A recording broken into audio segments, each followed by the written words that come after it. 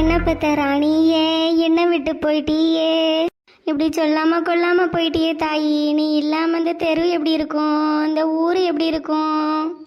நேற்று வரைக்கும் நல்லா தானக்கா இருந்தாங்க, என்னாச்சுக்கா திடீர்னு?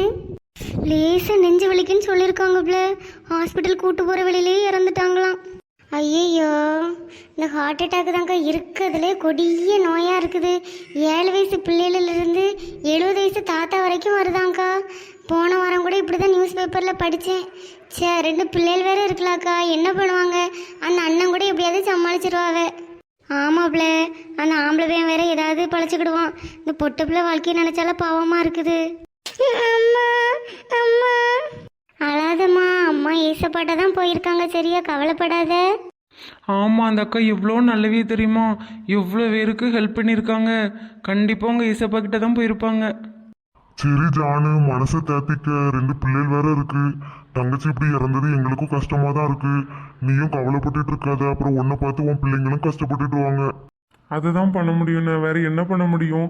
கடவுள் இப்படி எங்களை சோதிச்சிட்டாரு. அந்த பாஸ்டர் வந்துட்டாங்க, எல்லாரும் தள்ளி நில்லுங்க. எல்லாரும் சேர்ந்து பரலோகமே என் சொந்தமேங்கிற பாட்டை படிக்கலாம்.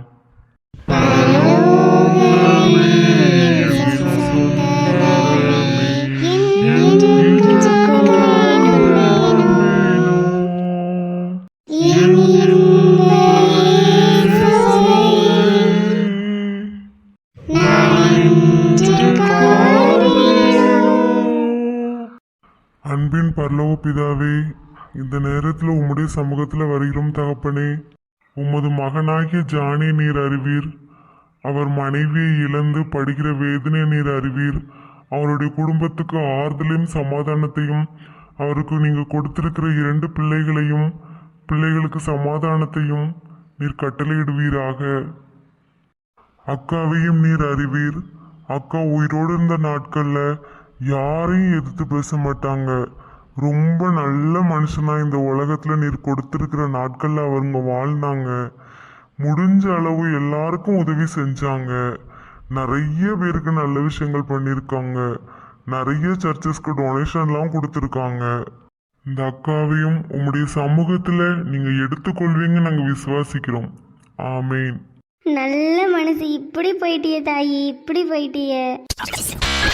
என்ன இது நம்ம வீடு மாதிரி இருக்கு? இத்தனை பேர் நம்ம வீட்டுக்கு வந்திருக்காங்க. ஐயோ, இது என்ன ஐஸ் பெட்டிலாம் வச்சிருக்குது, உள்ள நார் இருக்கு. ஐயோ, எனக்கு என்ன ஆச்சுன்னா செத்து போயிட்டேனா?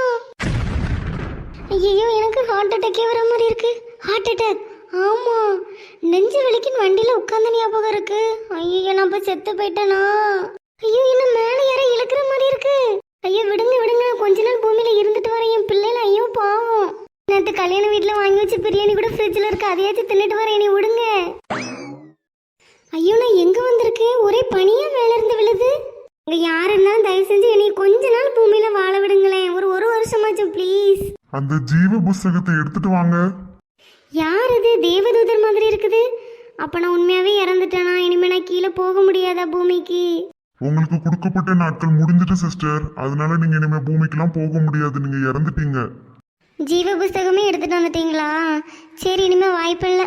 சரி பாருங்க, என்னோட பேர் வஸ்தி. கண்டிப்பா என்னோட பேர் ஜீவ புஸ்தகத்துல இருக்கும். பார்த்துட்டு தான் இருக்கேன் சிஸ்டர்.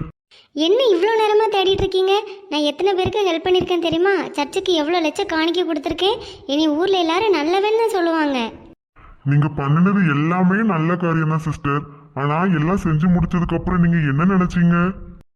நான் ஒரு உதவியும் செஞ்சதுக்கப்புறம் எல்லாரும் இனி ரொம்ப பாராட்டுவாங்க. உன்ன மாதிரி யாருமே இருக்க மாட்டாங்க, நீ ரொம்ப நல்லவன்னு சொல்லுவாங்க. அதெல்லாம் கேட்கும்போது எனக்கு ரொம்ப சந்தோஷமா இருக்கும். அப்போ நான் சந்தோஷமா ஃபீல் பண்ணுவேன். நீங்க உங்களோட பெருமைக்காக தான் பண்ணிருக்கீங்க, கடவுளோட மகிமைக்காக நீங்க பண்ணல. ஆனா நான் நல்லது தானே பண்ணினேன். நீங்க நல்லதுதான் பண்ணினீங்க, அதுக்கு நான் மறுப்பே சொல்லல. நீங்க அந்த நல்ல விஷயத்த எந்த இருதயத்தோட பண்ணினீங்க அதுதான் தேவன் பார்ப்பாங்க.